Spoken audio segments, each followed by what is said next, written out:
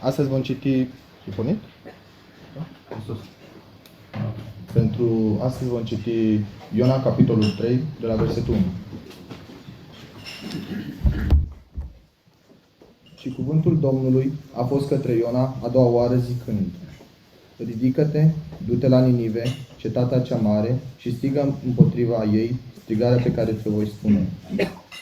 Și Iona s-a ridicat și a mers la Ninive după cuvântul Domnului. Și Ninive era o cetate mare înaintea lui Dumnezeu, cât o călătorie de 3 zile. Și Iona a început să pătrundă în cetate, cale de o zi, și a strigat și a zis: Încă 40 de zile și Ninive va fi răsturnată. Și oamenii din Ninive l-au crezut pe Dumnezeu și au vestit un post și s-au îmbrăcat în sac de la cel mai mare al lor până la cel mai mic al lor. Și cuvântul a ajuns la împăratul din Ninive. Și el s-a ridicat de pe tronul lui și și-a scos mantaua de pe el și s-a acoperit cu sac și s-a așezat în cenușă. Și a făcut să se audă și să vestească în Ninive, prin hotărârea împăratului și a mai marilor săi, zicând: Niciun om, nici animal din cireadă sau din turmă să nu guste nimic, nici să nu pască, nici să nu bea apă, ci și om și animal să se acopere cu sac și să strige tare către Dumnezeu și să se întoarcă fiecare de la calea lui cea rea și de la violența care este în mâinile lor. Cine știe dacă Dumnezeu nu se va întoarce și va părea rău și se va întoarce de la aprinderea mâniei sale ca să nu pierim? Și Dumnezeu a văzut faptele lor, că s-au întors de la calea lor cea rea. Și Dumnezeu s-a întors de la răul pe care zisese că îl va face. Și nu l-a făcut.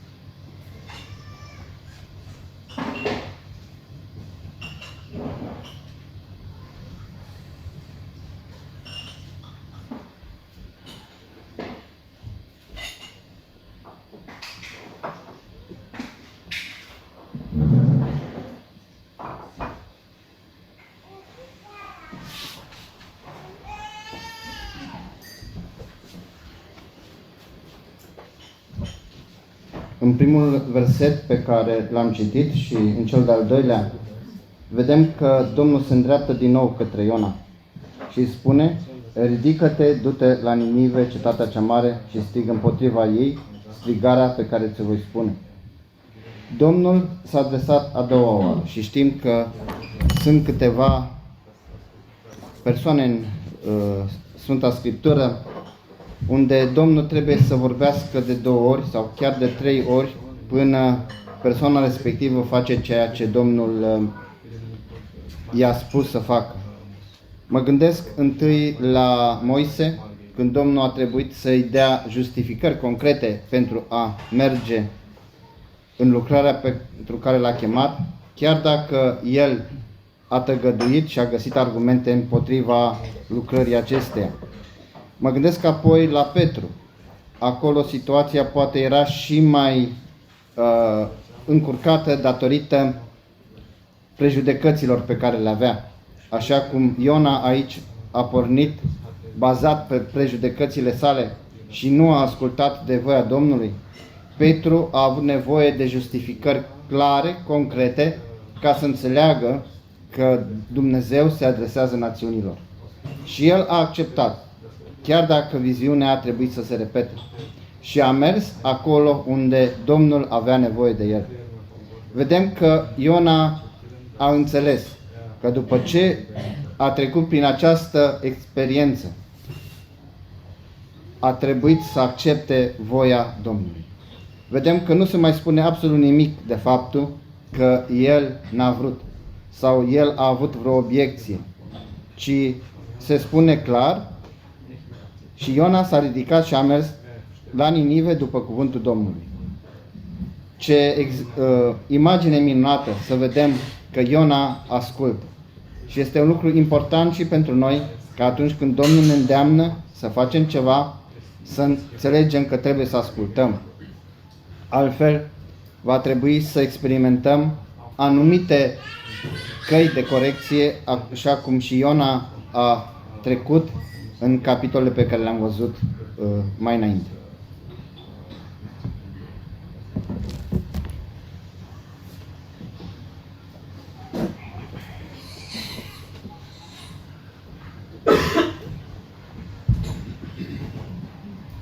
Vedem cum Iona a trebuit să învețe pe propria lui piele adevărul descris prin cuvinte atât de frumoase în Psalmul 139, unde să mă duc de la fața ta.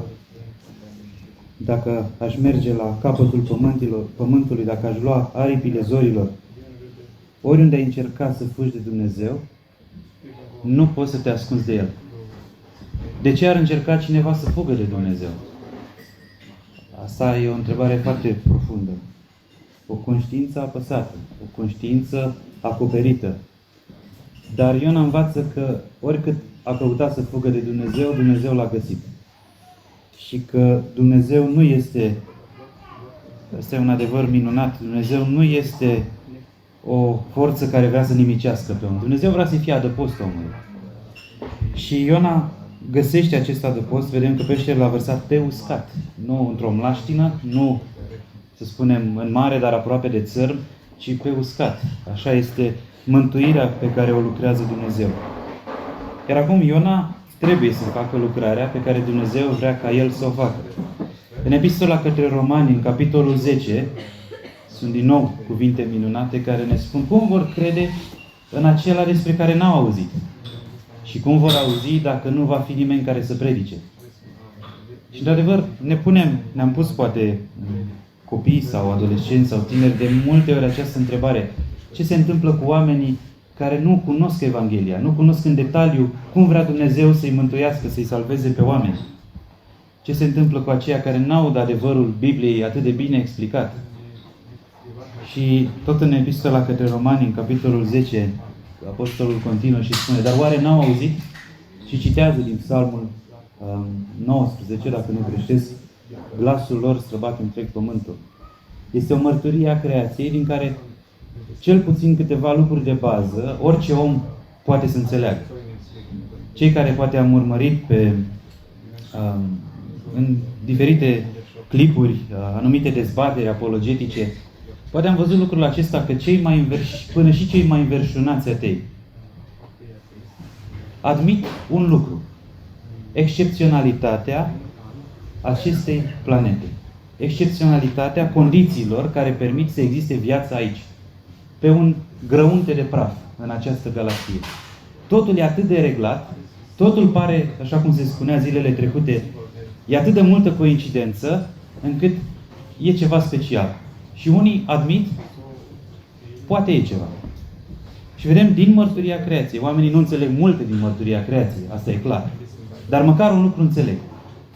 Că există o forță care nu este impersonală, dar nu doar o energie, nu doar o forță, ci o minte, o inteligență, care are un scop, care a creat lucruri cu un scop, care a creat forțe și legi care guvernează, care au un scop.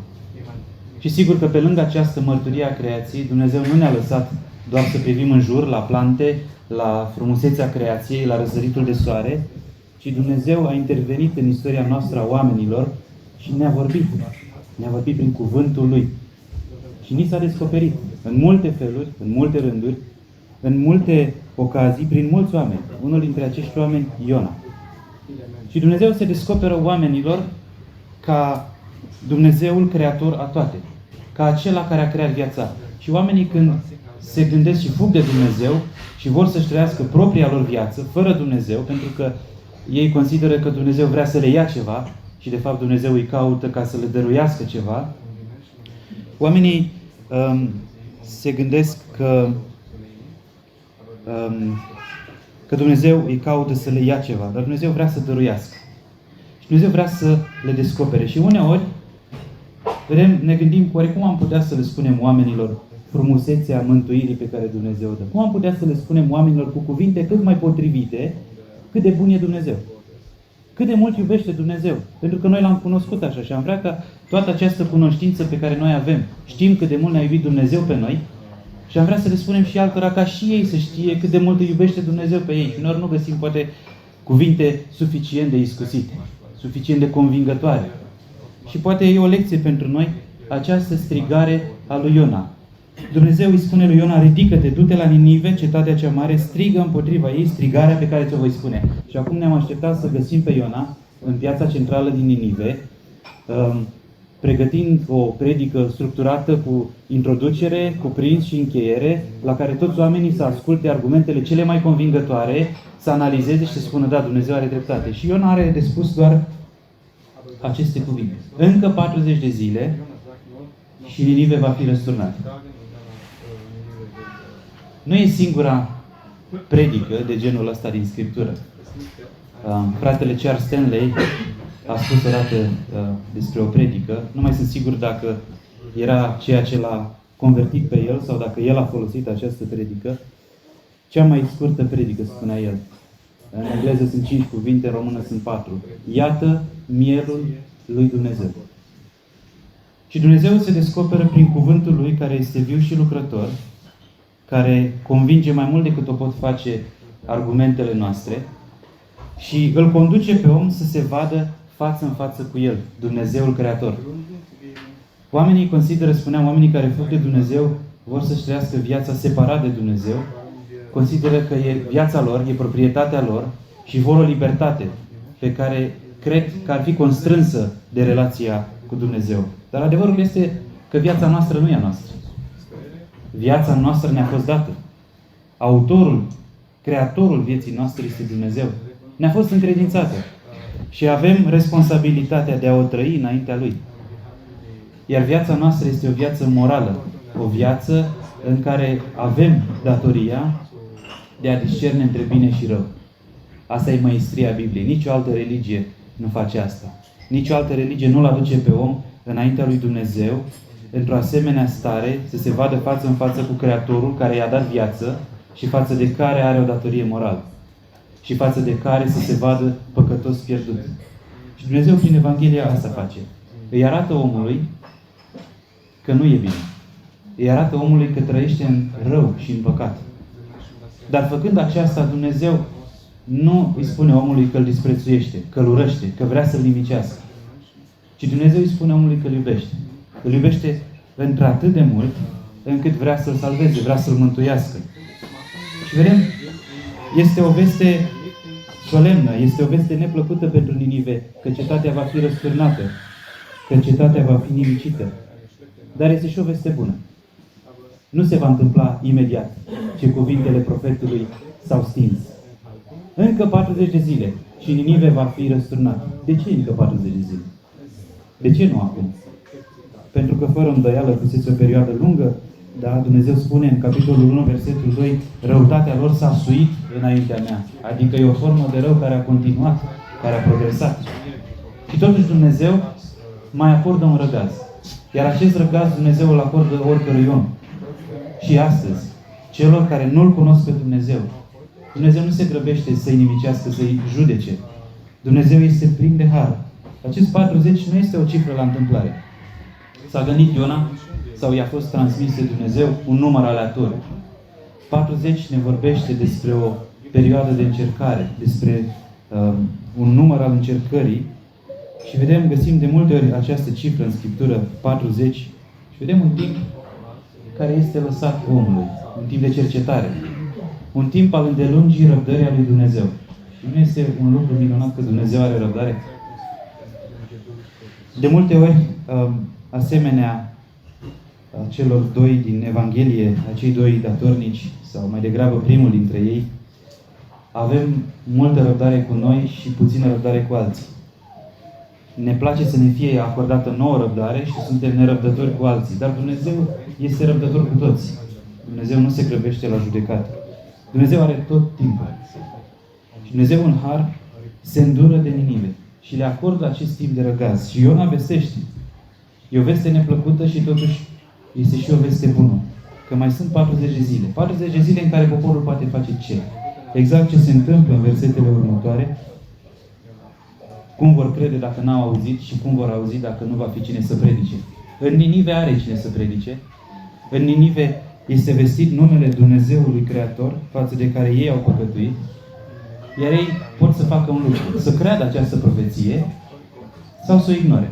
Să o socotească, e doar un alt profet, ca mulți alții, care vestește și el. Nu sunt mulți oameni cu diferite religii, fiecare cu părerea lui.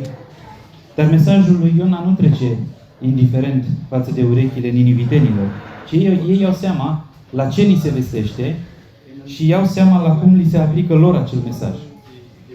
Și analizează căile și viața în lumina cuvântului profeției. Și văd că, într-adevăr, în ceea ce privește binele și răul înaintea Dumnezeului Creator, ei stau cam pe minus. Iar când te vezi într-o astfel de ipostază, e clar că ai nevoie de îndurare. Nu este la fel de clar pentru toți oamenii, pentru că unii încearcă să-și plătească singuri datoria. Un credincios vorbea și folosea acest exemplu. Suntem ca niște oameni cu haine murdare, rupte, alergăm, fugim de Dumnezeu și ne ținem strâns de zdrențele de pe noi, considerând că sunt cea mai mare avuție a noastră și Dumnezeu ne caută să ne îmbrace cu haina mântuirii, care nu se rupe și nu se murdărește. Și o haină atât de scumpă, încât niciunul dintre noi nu și-o poate permite. Ar fi ca și cum să spunem, e o haină care valorează 1.000.000 de euro. Și poți fie să o primești, sau poți, dacă te încrezi în tine și în ceea ce poți face tu pentru Dumnezeu, să-ți câștigi mântuirea și iertarea păcatelor, să te scotocești prin buzunare și să încerci să plătești singur. Dar în buzunare, și dacă ai strâns ceva, nu se poate compara cu prețul acesta mare al hainei. E ca și cum cineva ți-ar face cadou această haină de 1.000.000 de euro și tu spui, nu pot să primesc. Și te scotocești și vrei să dai 30 de euro înapoi. Nu e jignitor? În primul rând, nu este suficient. Și așa este mântuirea pe care Dumnezeu o dă. Și singurul răspuns la Evanghelia, la vestea bună pe care Dumnezeu o trimite, este să o primești, să te vezi în nevoie, ca având nevoie de acea haină a mântuirii, să îți vezi căile că nu sunt în ordine cu Dumnezeu și să te pocăiești, să-ți pară rău. Și să mai ai un singur refugiu, un singur adăpost, care este și cel care nu se sparmă, cel care este singur durabil, și anume îndurarea lui Dumnezeu. În îndurarea lui Dumnezeu avem adăpost veșnic și doar ea ne este adăpost, nimic altceva. Asta vedem la niniviteni că au înțeles dintr-o predică necreștină, da, din Vechiul Testament, dar totuși o predică a Harului lui Dumnezeu care îl cheamă pe om la pocăință.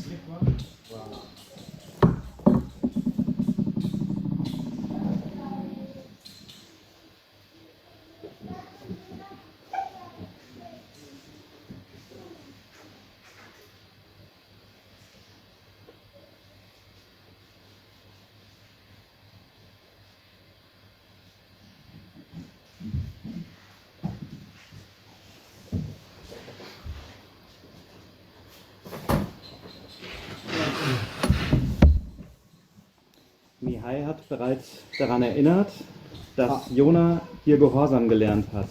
Am văzut mai devreme că Iona a învățat să asculte. Und was das für ein schöner Gedanke ist, dass Jona wieder zurechtkommt. Ce gând frumos că Iona și-a revenit. Und wenn wir an die vorherigen Kapitel denken, Și dacă ne gândim la capitolele dinainte, dann sehen wir, dass im ersten Kapitel Jona von Gott wegläuft. am văzut în primul capitol cum Iona fuge de Dumnezeu, Im Ungehorsam. în neascultare. Im zweiten Kapitel sehen wir dann, dass Jona wieder zu Gott hinläuft im Gebet. Apoi vedem în al doilea capitol cum Iona aleargă către Dumnezeu în rugăciune. Und jetzt hier im dritten Kapitel sehen wir, dass Jona für Gott läuft. Și vedem acum în capitolul 3 cum Iona aleargă sau merge pentru Dumnezeu. Und so Gott will, werden wir dann im vierten Kapitel sehen, dass er wieder gegen Gott läuft. Și apoi în capitolul 4 vom vedea că iarăși el fuge sau merge împotriva voiei Domnului. Und es ist schön zu sehen, Este frumos să vedem dass ein zweites Mal, ein zweites Ansprechen Gottes an uns möglich ist. că o a doua adresare a lui Dumnezeu către noi este posibilă. Und erneut bekommt Jona den Auftrag, geh hin, Și din nou Iona primește acest îndemn, du-te. und Gott lässt seinen Diener nicht. Și vedem cum Domnul nu-l lasă pe slujitorul său. Gott kommt mit seinem Diener ans Ziel, Dumnezeu ajunge la țintă cu slujitorul său aber er kommt auch mit dem Dienst an das Ziel. și vedem că Dumnezeu ajunge să împlinească și slujba care trebuia împlinită. Und wie schön ist der Gedanke, dass Gott uns für einen Dienst gebrauchen möchte. Și ce frumos este să știm că Dumnezeu vrea să ne folosească pe noi pentru o anumită slujbă. Möchte uns haben, aber er könnte auch ohne uns an das Ziel kommen. El vrea să ne folosească pe noi, dar El ar putea să ajungă la un rezultat final și fără noi. Und das ist doch ein wunderbarer Gedanke, dass Gott uns in seinem Dienst nutzen möchte. Dar este un gând atât de minunat că Dumnezeu vrea să ne folosească pe noi în lucrarea sa. Und wenn wir mal nach Römer 16 schauen, Și dacă ne uităm în pardon, Römer 6 glaube ich, Romani 6,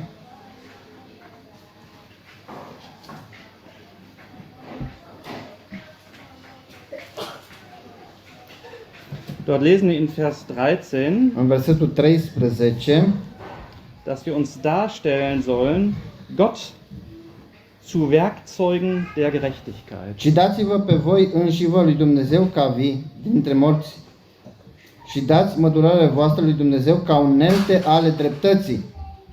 Und das wollen wir doch vielleicht auch mitnehmen für uns persönlich, dass wir uns wirklich Gott darstellen als Werkzeuge. Și de aceea să luăm și pentru noi acest gând, că Iona- trebuie să ne dăm lui Dumnezeu ca unelte. Jona musste eine extra Runde drehen. Iona a trebuit ca să mai dea o tură. Wie schön ist es, wenn wir keine extra Runde drehen müssen. Ce frumos ar fi ca noi să nu trebuiască să mai dăm o tură în plus față de chemarea pe care o avem. Aber vielleicht sind wir auch aktuell in einer Lebensphase, wo wir denken, ja, eigentlich bin ich auch ein Jona. Ich habe vielleicht eine Aufgabe von Gott bekommen. Poate că ne aflăm într-o fază în viață în care spunem, da, eu sunt acum ca Iona. Am primit o slujbă din partea Domnului Und ich nehme sie nicht wahr. și eu nu o iau în serios.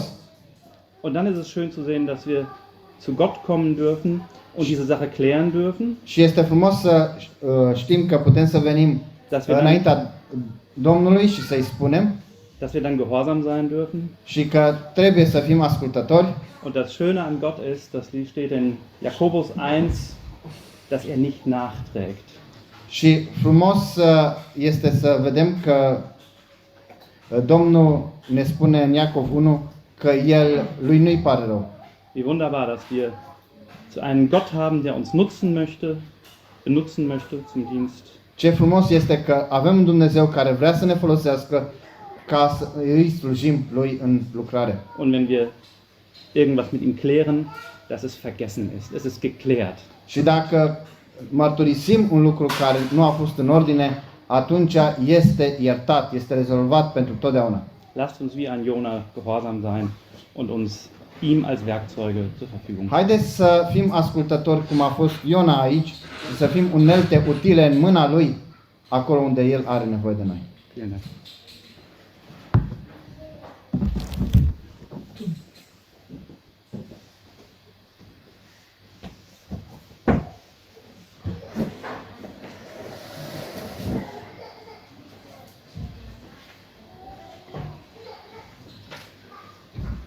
Din punct de vedere al pocăinței, putem să o vedem manifestată la mulți oameni aici. Și din punct de vedere al ascultării, asta e legată de pocăință. Dar ceea ce e foarte interesant este că ascultarea și pocăința nu sunt două linii care să meargă în niște grafice paralele. Să zice așa, te-ai pocăit și tragi o linie constantă, te-ai pocăit, după aia asculți și tragi iar o linie constantă pe lângă ascultare și pocăința cu ascultarea merg mână-mână. Așa ar trebui să fie, dar nu se prea întâmplă așa. E foarte interesant din această carte cum evoluează lucrurile și ceea ce e interesant este că prorocul Iona este cel care ilustrează în această carte variabilitatea ascultării dincolo de constanța pocăinței. Până la urmă vorbim despre un om al lui Dumnezeu, despre un om credincios. Un om credincios născut din nou. Asta este un lucru cert.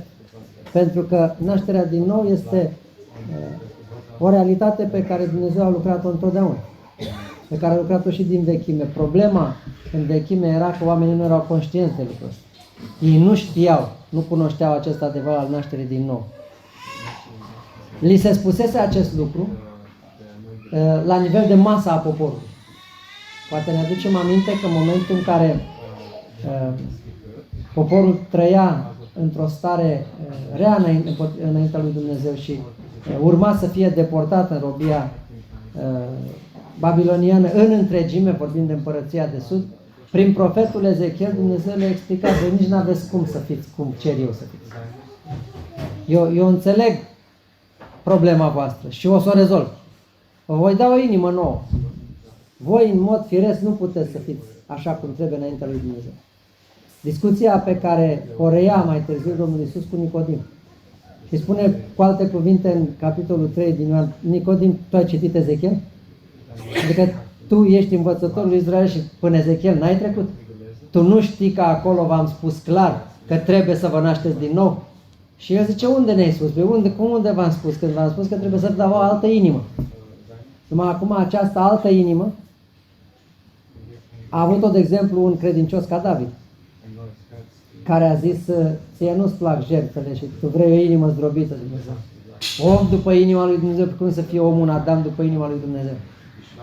O astfel de inimă a avut-o Moise, care dintr-un instinct preoțesc inconfundabil zice: lasă-i pe ei în viață și omoară-mă pe mine, când a păcătuit poporul. Asta e naștere din nou, asta e natura divină, asta nu e natura umană. Natura umană zice altfel: termină-i pe ei și fă de mine un popor mare. Dumnezeu și sugerează lui Moise la un moment dat lucrul ăsta.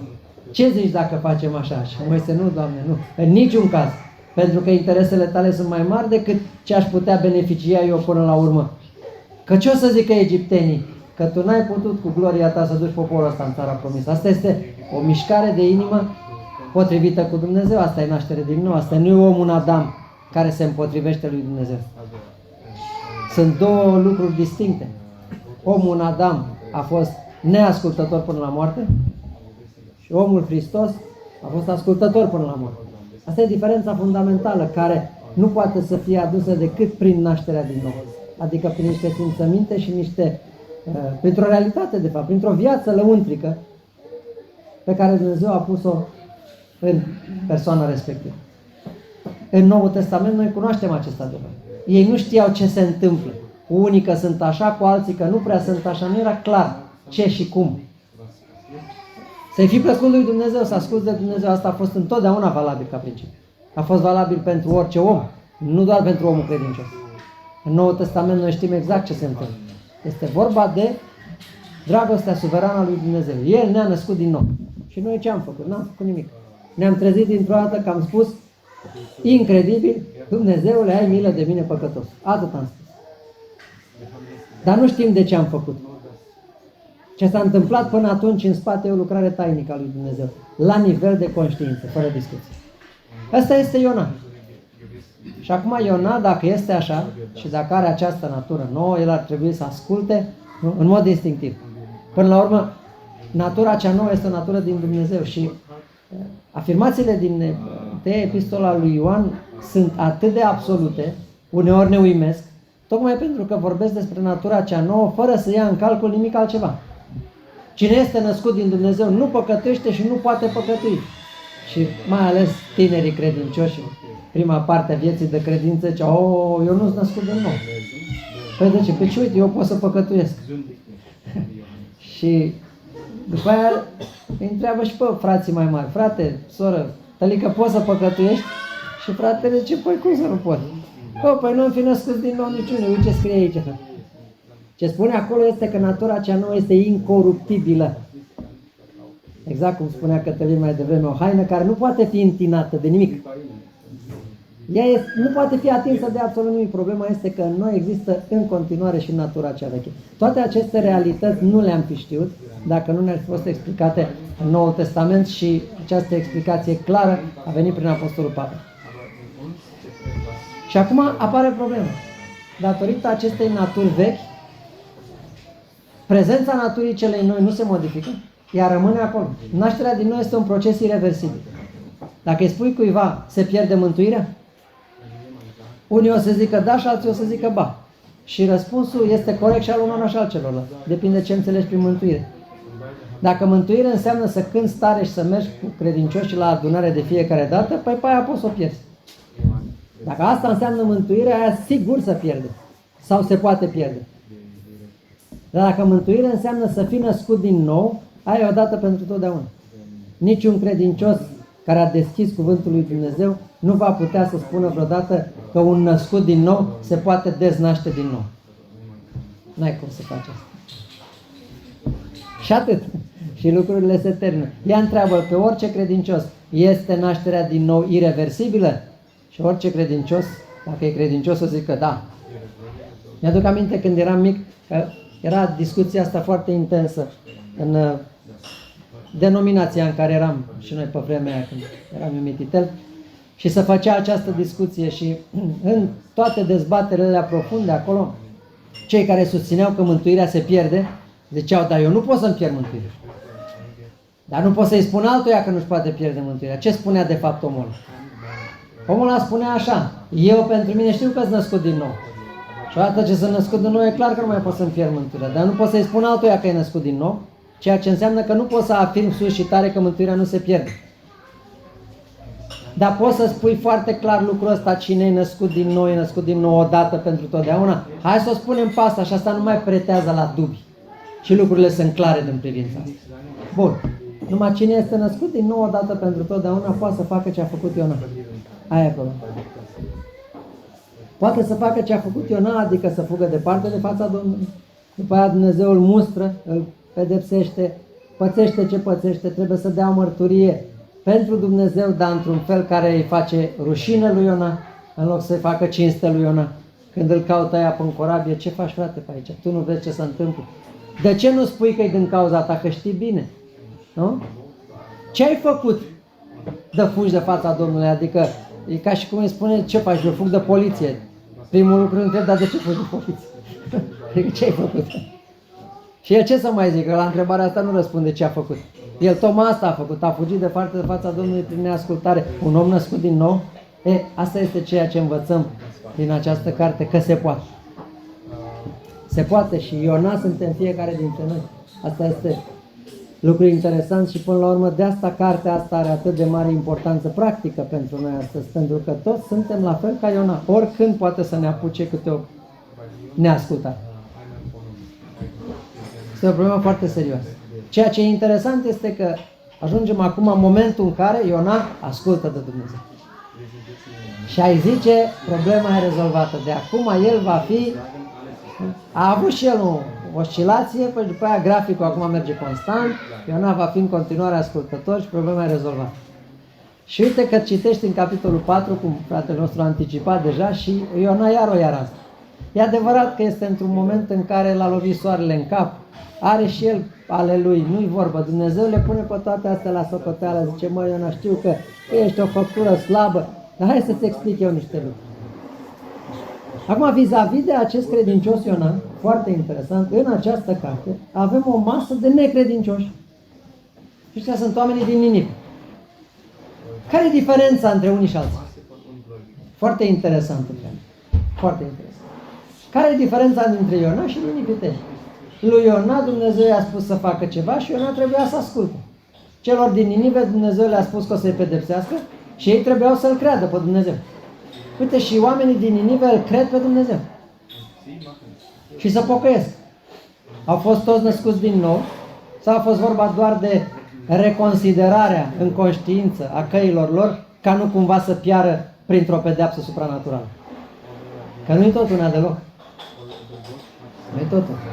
Una este să crezi Dumnezeu o să ne facă ceva rău dacă o ținem tot așa. Hai să o lăsăm mai moale, că cine știe ce pățim. Și cu totul altceva este să spui, Dumnezeule, ai milă de mine, păcătos. Mai mult nu trebuie. Asta ne spune Domnul Iisus. Cine a zis așa, zice, omul acesta s-a întors acasă îndreptățit. Adică acolo e negru pe alb. Dar una este să te temi de pedeapsa divină și să asculți crezând că într-adevăr Dumnezeu va aduce nimicirea dacă nu te potolești.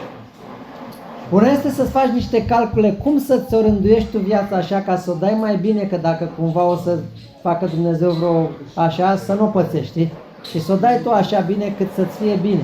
Că e o forță care le și cu totul altceva este să te arunci în brațele Domnului și să spui, Doamne Iisus, eu sunt al Tău. N-ar legătură. Ceea ce e foarte curios, acum privind aceste grupe de oameni împreună, mai este și o a treia grupă, o să o vedem imediat în sfârșitul capitolului. Dar privind aceste două grupe de oameni împreună, ceea ce e foarte curios este că aceste grupe conviețuiesc și de multe ori nu știi care e care. Sunt oameni care par temători de Dumnezeu, dar ei se tem de pedeapsa divină. Se tem de o pedeapsă și încearcă să-și rânduiască viața cam așa, cam cum crede ei, ca să eludeze pedeapsa asta. Dacă o fi ceva, o fi, nu o fi Dumnezeu, nu știu, dar dacă cumva o fi, să nu picăm prea rău. Și oamenii ăștia se învârt în aceeași lume în care se învârt și cei credincioși. În inima cărora e cu totul altceva. Un exemplu tipic de așa ceva este... Sunt doi oameni care au fost în aceeași perioadă de timp. Au avut interacțiuni multiple. Au fost la un moment dat chiar apropiați. Ioab și David. Unul credincios, altul necredincios. Imaginea e tipică. David, un om după inima lui Dumnezeu, credincios, născut din nou, cu dorință după Dumnezeu. El făcea toate pentru a se apropia de Dumnezeu. Pentru a fi tot mai aproape de Dumnezeu, pentru a-i fi plăcut lui Dumnezeu. Ioab făcea și el toate ca să-i fie lui bine.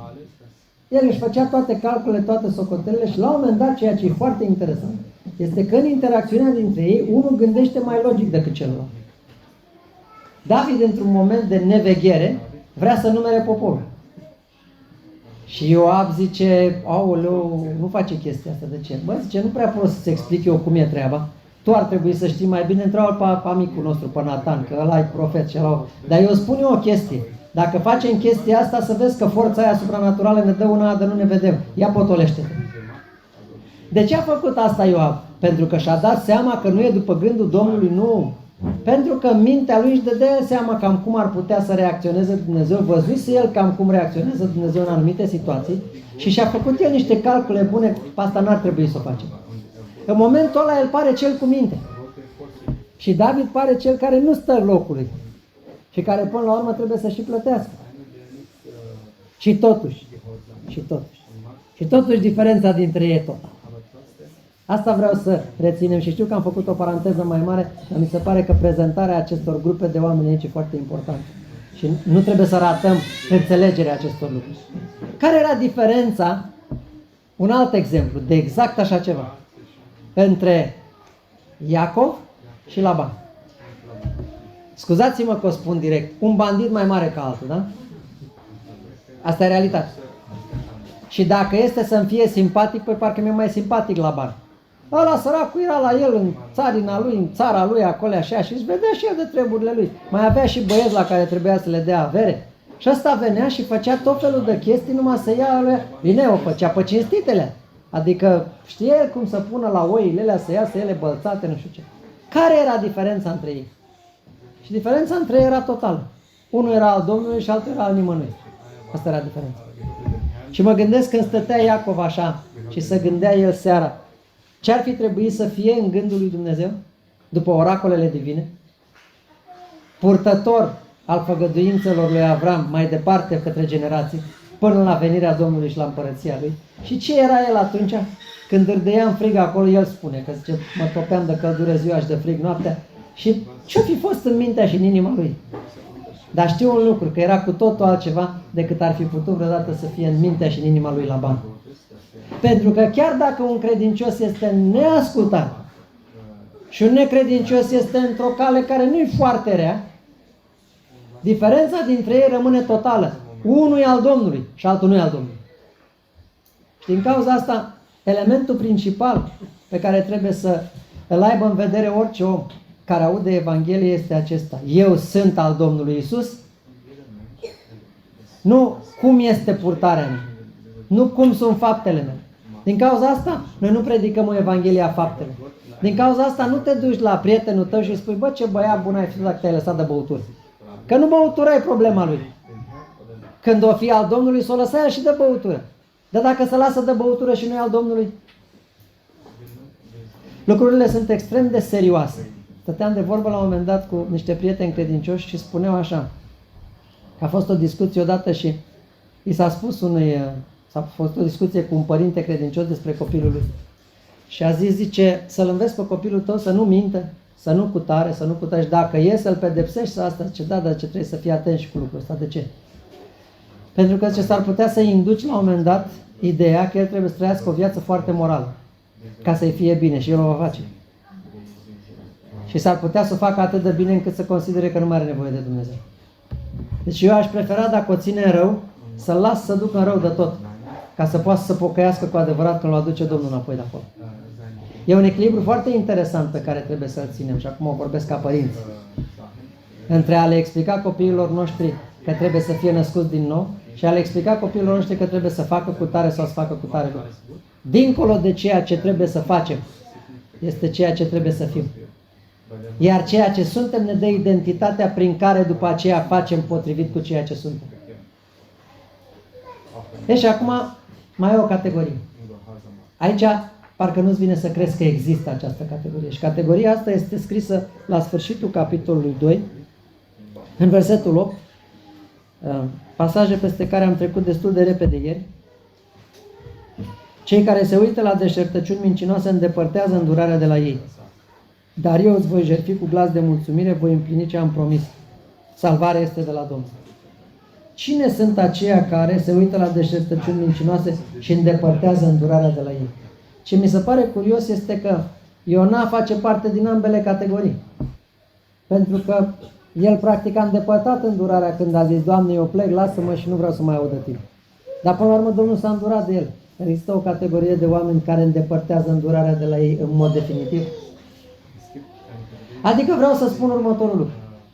Există ființe umane de care Dumnezeu se îndură, sunt necredincioși și poate să-l pocăi. Există pocăiți care îi iau raznă și Dumnezeu se îndură și de ei și îi aduce înapoi. Slăvit să fie numele Lui. Dar există și oameni pentru care nu mai există speranță de întoarcere. Asta e întrebarea. Iar ceea ce spune Iona aici, n-am nicio îndoială, am văzut ieri că toată această descriere pe care o face el în capitolul 2 bate până în necazul cel mare și spre împărăția de 1000 de ani. Adică are semnificație profetică. Da? E bine, există o astfel de categorie. Există o astfel de categorie de oameni care nu se mai pot întoarce. Care au trecut de o anumită linie roșie. Această categorie de oameni noi nu putem cunoaște. Un exemplu tipic de așa ceva, și din nou, ce spuneam mai devreme, când te uiți la unul, când te uiți la altul, s-ar putea să-i încurci. O spune Petru. Lot și Balam. Păi dacă ar fi fost să zicem noi, Lot, ăsta credincios, ce a putut să... Nu era, domne, credincios Lot. Fugi de aici. Și Petru zice, vă spun eu că era. Ascultați la mine. Lot era neprihănit. Nu se poate, ba se poate. În adâncul sufletului, el era născut din nou. De unde știi, frate Petru? Nu mă mai întrebați voi, știu eu, vă spun eu că Dumnezeu știe. Și vă mai spun eu de unul care voi credeați că era credincios, profetul Domnului. Și de fapt nu era deloc, ăsta era Balam. Când citește acolo în 2 Petru 2, ți se pare, hai mă frate Petru, serios vorbești? Păi uite, aia e problema. Dar pentru Balam n-a mai fost linie de întoarcere. A încercat Dumnezeu să-l oprească când cu măgărița. Și el a mers înainte, a trecut de linia aia. Oameni care au trecut de linia roșie și care trăiesc printre noi, nu știm care sunt și unde sunt. Noi nu putem să cunoaștem. Doar Domnul îi cunoaște pe cei ce sunt ai Lui. Dar există și această a treia categorie. Numai problema este că într-o vreme viitoare, această a treia categorie va fi imens de numeroasă. Și va fi, nu știu cum să zic eu, grupată pentru judecată. Această categorie de oameni pentru care nu va mai exista cale de întoarcere sub nicio formă, care au îndepărtat îndurarea de la ei pentru că s-au lipit de idoli, vor fi odată marea masă a poporului Israel, marea masă a poporului Israel, care va face alianță cu împărăția romană, va încheia cu ei o alianță pentru o săptămână, că la jumatea săptămânii va rupe legământul, asta e altă discuție, dar vor face această alianță și vor face această alianță pentru ca în templul de la Ierusalim să se așeze până la urmă ce? Urăciunea pustirii, adică despre ce e vorba? Adică este vorba despre puterea demonică. Și marea masă a poporului Israel va fi dusă în rătăcire de această putere demonică și vor fi într-o situație în care nu se vor mai întoarce, ci doar o rămășiță va fi salvată. Ceea ce mi se pare dramatic. Mi se pare dramatic pentru că oamenii ăștia sunt evrei pe românește. Adică sunt cei care sunt și ei copiii lui Avram. Dar, cum spune acolo, Dumnezeu din pietrele acestea poate să ridice copiii lor. Faptul că sunt din sămânța lui Avram nu înseamnă neapărat că sunt Israel. Că din sămânța lui Avram era și Ismail. Și n-a fost Israel, știi? Și Esau și n-a fost Israel. Dar vreau să spun că au fost oameni care au avut privilegiul de a cunoaște adevărul lui Dumnezeu într-un mod cum alții n-au avut privilegiul să-L cunoască. Și răzvrătiți definitiv și fără putință de întoarcere nu să fie nici japonezii, nici patagonezii. O să fie evrei. Și o să mai fie o grupă la fel de răzvrătiți fără putință de întoarcere. Europeni. Tot Imperiul Roman. Imperiul Roman care va renaște și care se va afla într-o situație de așa stare de răzvrătire împotriva lui Dumnezeu, ireversibilă, încât, așa cum spuneam zilele trecute, singura afirmație a credincioșilor în vremea necazului și în psalm este: nimicește-i, Doamne, termine, că ăștia nu mai au șansă să fie recuperați. Nu o să mai fie predicarea aia, încă nu știu cât și Roma va cădea. Uite, predicarea aia nu se va mai face. De ce? Pentru că privilegiul de a cunoaște adevărul creștin l-au avut acolo, într-o curticică din mijlocul Romei, toată perioada de 2000 de ani a istoriei. Ce s-a întâmplat și cum s-a dat mărturie e altceva. Dar a fost o mărturie dată în fiecare duminică când ieșea papa și predica acolo și spunea despre mielul lui Dumnezeu. Și nu s-au pocăit. Și au trecut de acea linie roșie. Și vor trece de acea linie roșie și după răpire, Scriptura ne spune foarte clar, Dumnezeu le va trimite o lucrare de rătăcire special ca să creadă o minciună. În loc să le trimită punionac ca să se pocăiască, le va trimite o minciună special ca să ajungă în ea. Unde este această linie roșie? Aici e discuția. Stăteam de vorbă la un moment dat cu un prieten și după multe ani de zile de evangelizare, cred că vreo 17 ani în care tot am vorbit, cu întreruperi, ne-am mai văzut, iar mai vorbeam. La un moment dat zice: băi, Dragoș, eu înțeleg ce zici tu. Nu sunt eu foarte convins, adică parcă cred eu că așa ar cam trebui să fie. Și eu am spus: uite, eu spun ceva. Când nu ești convins, nu e o problemă. Dar dacă vreodată vei fi convins că așa e cum spune Biblia, în clipa aia să nu te împotrivești, să nu te întorci înapoi. Pentru că dacă cineva trece de o anumită linie roșie, nu se știe dacă mai există cale de întoarcere. Pentru omul credincios al lui Dumnezeu există cale de întoarcere. Întotdeauna există cale de întoarcere pentru cel născut din nou. Dar trebuie să mai remarcăm un lucru. Trebuie să remarcăm că uneori Dumnezeu nu mai permite această cale de întoarcere. Nu mai permite această cale de întoarcere ceea ce privește mărturia pe pământ. Și pentru omul credincios născut din nou, care se răzvrătește împotriva Domnului s-ar putea să existe o linie roșie, nu pentru ca el să ajungă în iad, că asta nu se mai poate, dar pentru ca Domnul să zică, decât să mă mai necinstești pe aici, pe pământ, mai bine te iau la mine. Și exemplu tipic în această privință sunt Anania și Safira, care sunt o ilustrare a ceea ce înseamnă păcatul care duce la moarte, din 1 Ioan, capitolul 5. Ce vreau să spun este că afirmația Dumnezeul nostru este un foc mistuitor rămâne valabilă, indiferent pentru ce anume situație sau poziție s-ar găsi un om.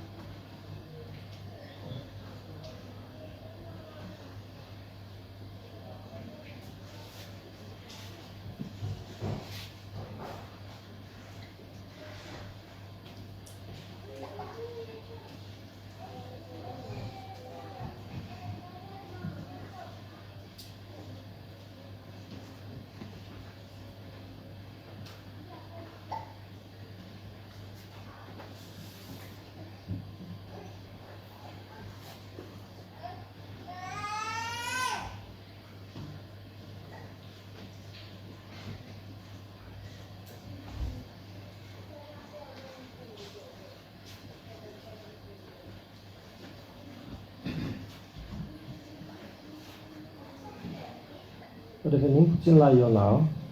Dacă citim în ultimul verset din capitolul 2, vedem că Domnul a vorbit peștelui și peștele a vărsat pe Iona pe pământ. Apoi, în primul verset din capitolul 3, vedem că cuvântul Domnului a vorbit a doua oară lui Iona. În acest moment nu știm exact care a fost perioada de timp ca durată dintre momentul în care a fost Iona vărsat pe pământ și momentul în care Dumnezeu i-a vorbit în mod practic, din nou, a doua oară. Dar știm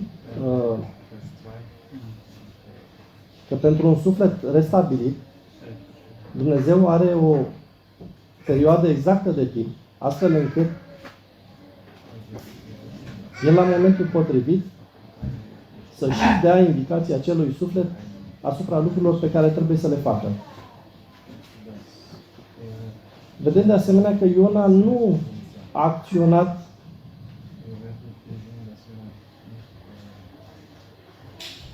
fără să primească indicația a doua oară. Și acum ne gândim la îmi vine în mine un exemplu în care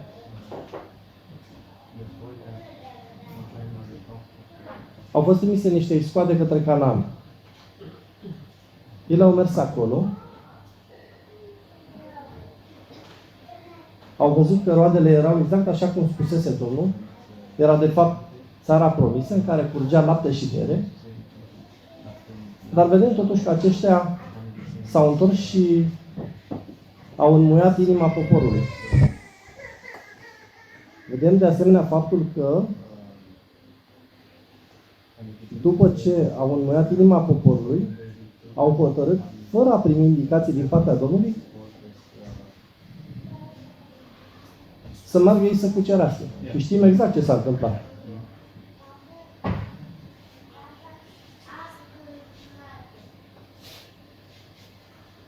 Vedem de asemenea în versetul 2 că Dumnezeu dă indicații exacte lui Iona cu privire la ceea ce trebuia să facă.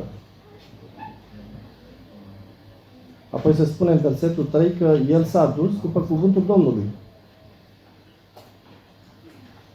Deci lui s-a spus să meargă acolo și să vestească strigarea pe care o va da Domnul.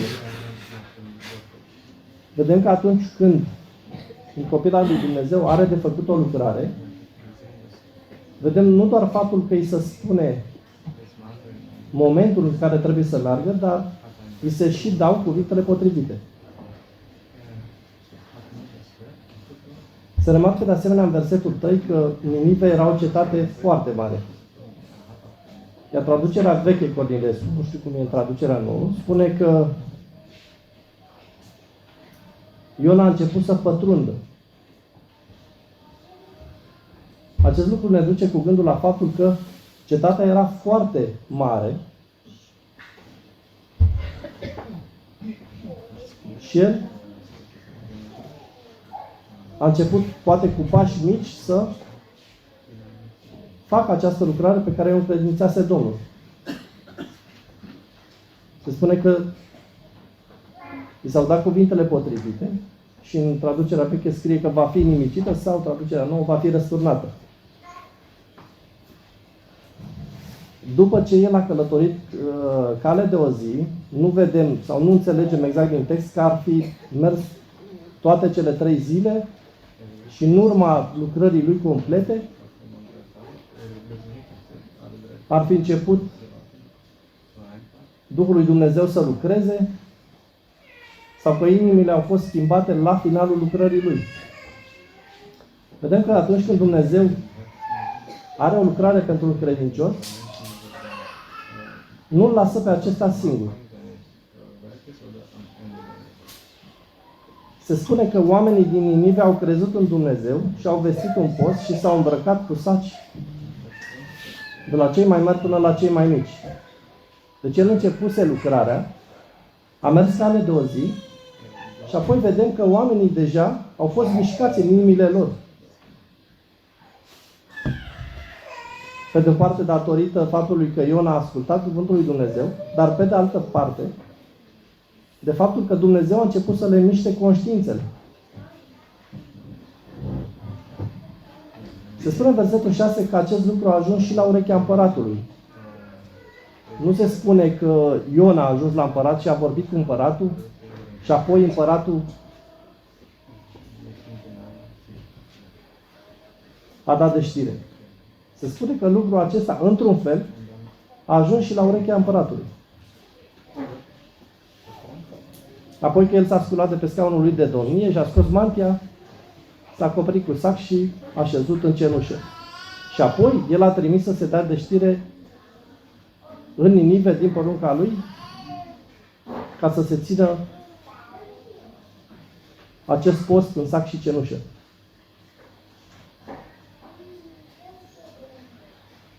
Dacă privim în versetul 6 la acest împărat din Ninive, el este o imagine a omului natural, care stă așezat, probabil liniștit,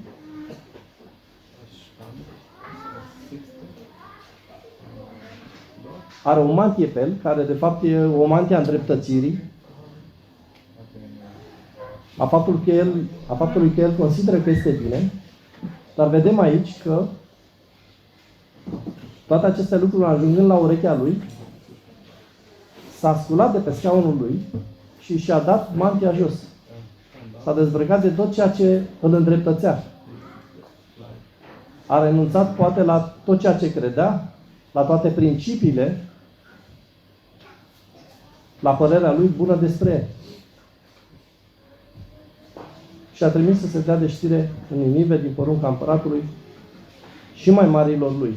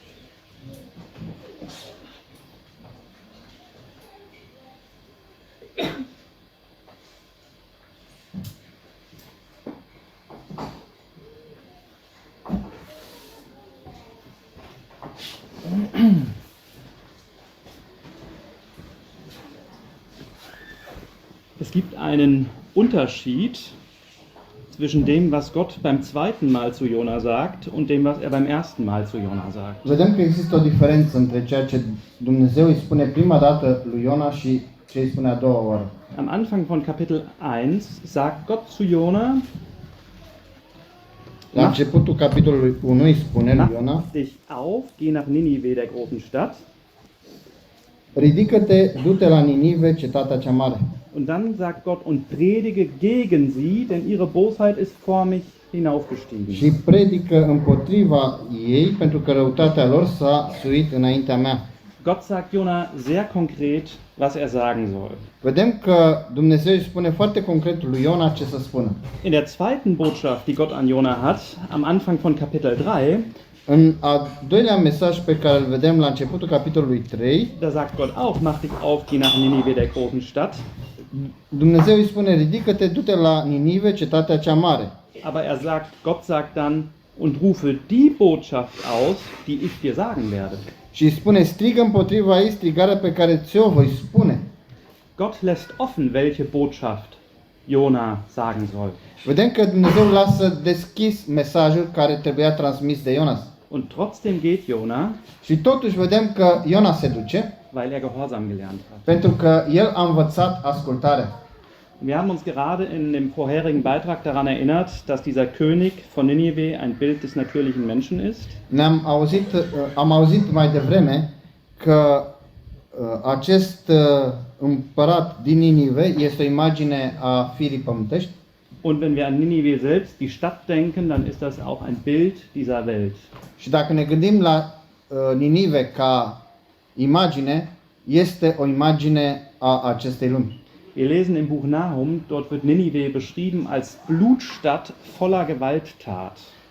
Despre cetatea Ninive citim în cartea Nahum că este o cetate plină de sânge și de violență. Und dass dort du hast deine Kaufleute zahlreich gemacht. Viele reiche Menschen waren dort. Și acolo se spune că negustorii erau foarte mulți, oamenii erau foarte bogați. Dort war also viel Sünde, viel Reichtum, viele Menschen, viel Unmoral. Acolo erau mulți oameni, era mult păcat, erau mulți bani și era multă imoralitate. Und jetzt ist Jona gehorsam und geht dorthin. Și acum vedem că Iona ascultă și se duce acolo. War das ein angenehmer Auftrag? Era aceasta o misiune plăcută? Ich glaube eher nicht. Es gibt schönere Aufträge. Cred că nu, dar pentru că există și lucruri pe care le putem face mult mai frumoase. Und so ist es auch vielleicht bei uns. Jeder Auftrag, den wir von Gott bekommen, benötigt eine gewisse Energie, die wir da hineinsprengen. Das ist anstrengend. Și așa este și pentru noi. Când facem o lucrare pentru Domnul, avem nevoie de o anumită energie. Și pentru că orice lucrare necesită, costă energie.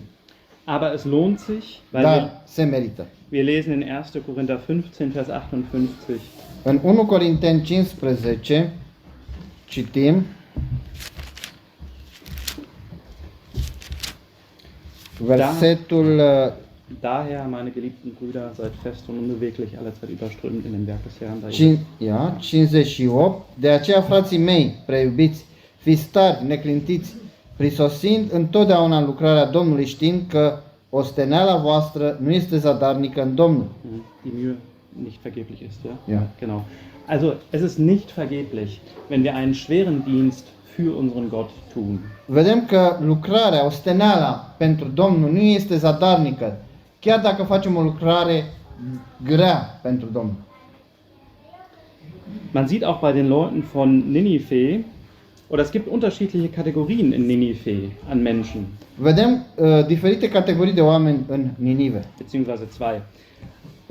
Wir sehen einmal die Bewohner als solches, die Bewohner von Ninive, Vedem locuitorii în general din Ninive und wir sehen den König von Ninive. și apoi vedem împăratul din Ninive. Und wir lesen von den Bewohnern, dass sie glaubten an Gott, Citim despre locuitori că ei au crezut în Dumnezeu, ein Fasten ausrufen au vestit un post und sich in Sacktuch kleiden. și s-au îmbrăcat în sac și cenușă. Und wir sehen sogar von dem König, Și citim despre împărat, er macht noch mehr auf. Er macht noch mehr. Er steht auf von seinem Thron. vedem că el face mai mult, el se ridică de pe tron, Der Thron ist ein Zeichen seiner Macht. tronul este semnul autorității sale, Er legt seinen Mantel ab, el își dă mantia sa jos, ein Zeichen seiner Herrlichkeit. un semn al gloriei sale imperiale, Er hüllt sich in Sacktuch, ein Zeichen der Trauer. el se îmbracă în sac, un semn al doliului. Und bis hierhin hat die Bevölkerung das auch gemacht. Die Bevölkerung hat sich auch in ein Sacktuch Până gekleidet. aici vedem că și poporul a făcut același lucru. Aber jetzt lesen wir, dass der König noch einen Schritt mehr geht als die Bevölkerung. Și vedem că împăratul face un pas mult mai departe decât poporul. Er setzt sich in Asche. El se așează în cenușă. Und wir haben uns eben an diesen König von Ninive schon erinnert. Și ne-am adus aminte de acest împărat din Ninive. Und wenn er hier als König von Ninive bezeichnet wird, Și dacă aici este descris acest împărat, dann sollen wir nicht vergessen, wir haben das schön gesehen auf den Folien gestern von Dragos und auch bei dir am Anfang von Mihai, am văzut în imaginile care ne-au fost prezentate atât ieri cât și în prima zi, dass er der König von einem Weltreich ist, von Assyrien. că este un împărat al unui imperiu din această lume, nu un imperiu ales. Und Gottes Gnade schafft es, nicht nur ein solches Volk zu erreichen, sondern auch diesen König. Și vedem că Harul lui Dumnezeu împresoară sau ajunge și nu numai la oamenii din acest imperiu dintre națiuni, ci și la inima acestui împărat. Wir lesen in Gottes Wort, dass Gott Licht und Liebe ist. Noi citim în Cuvântul lui Dumnezeu că Dumnezeu este lumină și dragoste. Und das gilt für jeden. Și lucrul acesta este valabil pentru fiecare. Aber Gott ist auch Gerechtigkeit und er muss Sünde verurteilen. Dar Dumnezeu este dreptate și El trebuie să judece păcatul. Er muss das Gericht bringen. El trebuie să aducă judecata. Aber gleichzeitig ist er auch der Gott, der nicht möchte, dass irgendjemand verloren geht. În același timp, El este Dumnezeu care nu dorește ca cineva să piară. Und das sehen wir bei dieser Bevölkerung und bei diesem König aus echtem Herzen. Ja. Și vedem aici la acest popor și la acest împărat că din toată inima lor, Die innere Haltung und die äußere Haltung muss zusammenpassen. că atât starea lăuntrică cât și cea exterioară să se potrivească împreună.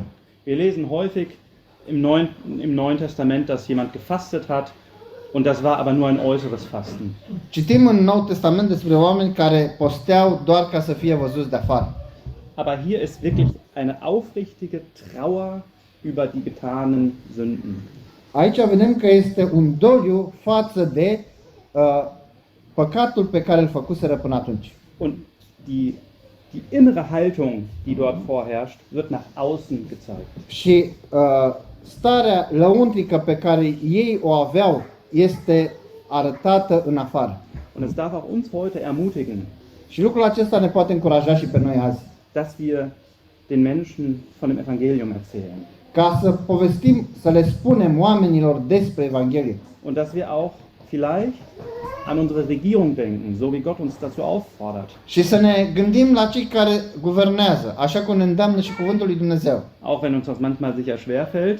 Poate câteodată ne este greu să facem aceasta, Aber wir dürfen sicherlich an alle Menschen denken und für diese Menschen ist Hoffnung da und es darf unsere Aufgabe sein, dass wir von dieser Hoffnung weitererzählen, von dieser Gnade. dar este această speranță și este datoria noastră ca să le spunem și acestor oameni despre speranța pe care o avem. Ja, Dankeschön.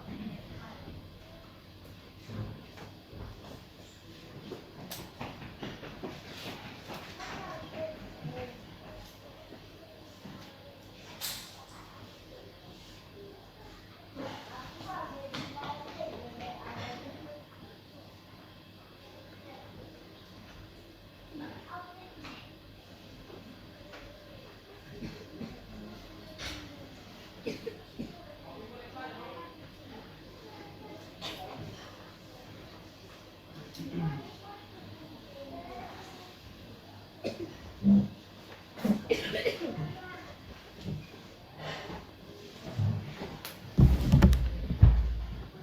vrea să pun o întrebare, dacă nu este prea importantă se poate trece peste ea. Dacă am observat bine, în capitolul 3, la început, și în capitolul 1, unde Dumnezeu îl trimite pe Iona, mesajul pe care Dumnezeu îl transmite lui Iona să-l spună celor din Ninive este un mesaj care pare să arate o hotărâre deja luată a lui Dumnezeu. Se spune și în capitolul 1 că răutatea lor s-a suit înaintea mea, deci pare că a fost un timp îndelungat, un timp dovedit. Iar apoi în capitolul 3 se spune că peste 40 de zile cetatea va fi răsturnată. Nu se spune în mesajul acesta vreun îndemn sau vreo chemare la pocăință ca să nu se întâmple așa. Pare cumva că ei au trecut deja de o anumită linie roșie și Dumnezeu a luat hotărârea aceasta împotriva lor și ea este doar anunțată prin profetul Iona. Cu toate acestea, vedem în sfârșitul capitolului 3 că Dumnezeu s-a întors de la calea lui.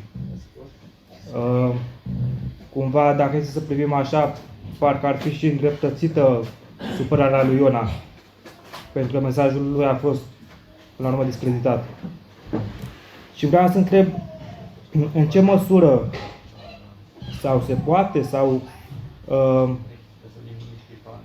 ca o hotărâre a lui Dumnezeu să fie influențată sau schimbată sau afectată cumva de acțiuni, de fapte, de rugăciuni, poate, ale oamenilor. Se poate lucrul acesta sau este vorba doar de faptul că hotărârile lui Dumnezeu rămân aceleași și doar cumva căile lui prin care el cârmuiește lucrurile sunt schimbabile sau pot diferi?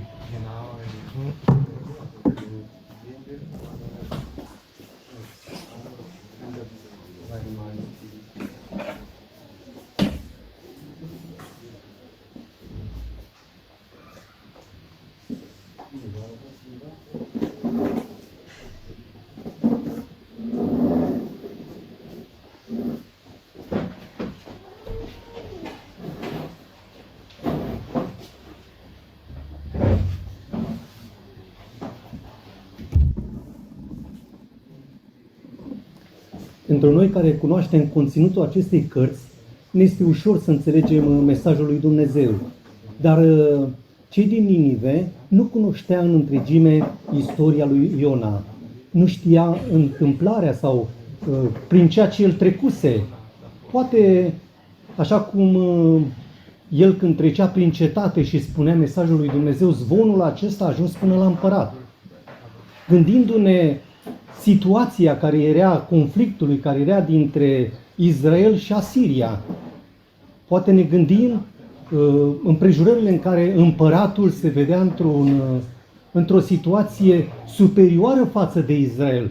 Cum ar fi trebuit ca în mândria lui să se dezbrace, să ia această atitudine, să vină în această smerenie, gândindu-se poziția lui ca un împărat superior și gândindu-se cum să mă smeresc eu înaintea unui mesaj, unui om, unui străin, nu știu prea multe despre el, avem altă poziție, noi avem alte convingeri, avem un Dumnezeu sau avem Dumnezei, așa cum aveau popoarele, și în care noi ne încredem, suntem superiori față de ei, dar vedem că în istorie oamenii nu stau nepăsători și cei din jurul nostru nu stau nepăsători. Ei privesc și la mărturia noastră, privesc la convingerile noastre, își dau seama că Dumnezeu lucrează într-un mod diferit pentru noi și văd lucrarea pe care noi o facem, ascultarea, văd poziția noastră în lumea aceasta ca oameni care ne încredem în Dumnezeu, care ne supunem, ascultăm, îi dăm cinstea care se cuvine ca Dumnezeu. Când este momentul, ne smerim înaintea lui Dumnezeu prin, așa cum a făcut și nu făceau, nu ni se spune în istorie că împăratul, popoarele din jur se smereau înaintea lui Dumnezeu prin, așa cum o fac în situația aceasta, prin post, prin o atitudine smerită în care se dezbracă de hainele lor și se îmbracă, așa cum ni s-a amintit, în smerenie, în sac, se proște în cenușă. Lucrul acesta de multe ori l-au privit în istorie cum poporul și cei din Israel veneau înaintea lui Dumnezeu în smerenie și Dumnezeu le dădea har. Poate ne mai gândim și la lucrul acesta, că erau multe popoare în prejurul Israelului care aveau nevoie de pocăință și de întoarcere la Dumnezeu. Dumnezeu o face special cu poporul acesta. În lucrul acesta ne adeverește nouă să înțelegem că Dumnezeu, care este atotcunoscător, știe mai dinainte ce avea să se întâmple. Știa că inima acestor asirieni se va întoarce la Dumnezeu, se va smeri înaintea lui Dumnezeu la acest mesaj și îl voi da crezare, voi da ascultătoare, pentru că în istorie, așa cum ni s-a prezentat chiar și aseară, ei aveau cunoștință despre Dumnezeul lui Israel, despre minunile care le-a făcut cu Israel, despre lucrările mari și înfricoșătoare pe care, chiar dacă ei erau un popor numeros, chiar dacă ei în istorie, în vremea de atunci, erau o autoritate, o putere, Dumnezeu, El era atotputernic și El era demn pentru ca oamenii să se supună și de care să asculte. Lucrul acesta ne adeverește și nouă să înțelegem, căci chiar dacă suntem inferiori, suntem în aceste zile, suntem nebăgați în seamă de cei din jurul nostru, dar oamenii nu sunt indiferenți. Oamenii în cunoștința lor, la vremea potrivită, când Dumnezeu îi cercetează, iau atitudine de ceea ce noi le spunem. Poate noi gândim că le spunem oamenilor și ei sunt indiferenți și nepăsători. Când Dumnezeu îi cercetează, Dumnezeu le trezește și conștiința și El le pregătește mijlocul, calea din ceea ce au auzit mai dinainte, din ceea ce noi le-am spus.